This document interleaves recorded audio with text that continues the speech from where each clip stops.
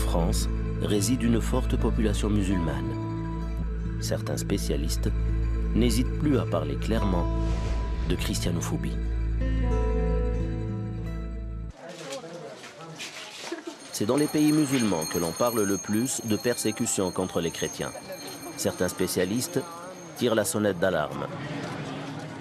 Dans les pays qui appliquent la charia, la persécution ou la discrimination des chrétiens est légale. Elle n'est pas le fait de groupes terroristes, elle est organisée par l'État. Au Pakistan ou en Arabie Saoudite, quelqu'un qui quitte l'islam, qui devient chrétien, il est puni de mort par l'État, par des lois étatiques. Nous avons besoin de nos amis musulmans éclairés pour interpréter de manière intelligente des sourates et des versets du Coran qui pourraient être utilisés comme de véritables bombes par des extrêmes, mais si on les décontextualise, et si on les remet à leur époque et à leur place, on peut très bien combattre le fanatisme. Et c'est ce travail qui manque aujourd'hui.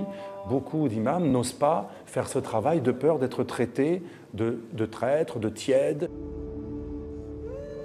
Quand on parle de dhimmitude, on fait allusion à des chrétiens qui acceptent leur statut de protégé, mais protégé soumis, parce que dans la dhimma, le chrétien est protégé s'il paye un impôt spécial, s'il se soumet, s'il n'est pas prosélyte et s'il accepte d'avoir des droits inférieurs aux droits des musulmans, qui eux ont un témoignage qui vaut le double.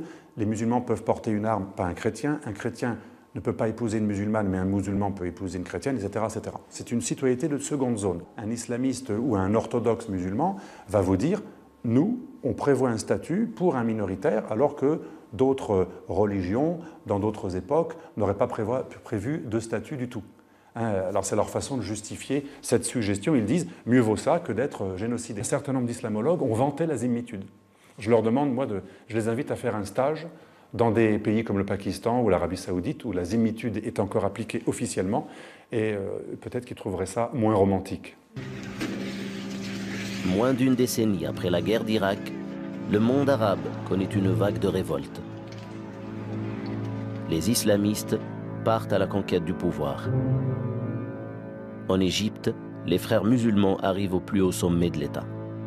Un certain nombre de Coptes ont opté pour une sorte de rapprochement tactique avec les frères musulmans pour être épargnés. Alors peut-être qu'ils ont raison, peut-être qu'ils ont tort. Les chrétiens libanais maronites, par exemple, disent « c'est un mauvais calcul ». Le chrétien, qu'il aille à la messe ou pas, par le seul fait qu'il fasse partie du groupe des chrétiens, il est associé aux croisades, à l'impérialisme, aux alliés des impérialistes américains que sont les juifs sionistes, etc., etc. La persécution des chrétiens en Irak avait commencé avant l'intervention de 2003 et même avant celle de 90.